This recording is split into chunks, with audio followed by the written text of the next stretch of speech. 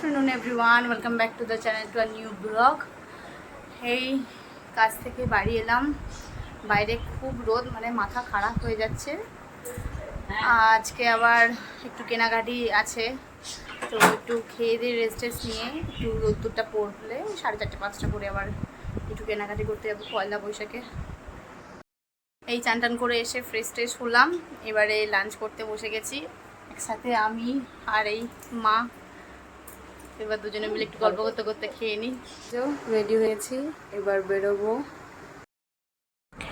এই টোটো থেকে নেমে গেছি, এবার মার্কেটের দিকে যাচ্ছি আস্তে আস্তে। অনেক ধরনের জামা কালেকশান উঠেছে, খুঁজছি কি কোনটা কিনবো কি কোনটা কিনবো না, প্রচুর ভিড় হয়েছিল। তারপর এই বাড়ি চলে এলাম, এসে কি কিনেছি সবাইকে দেখাচ্ছি। পুচকেটার একটা জামা কিনেছি।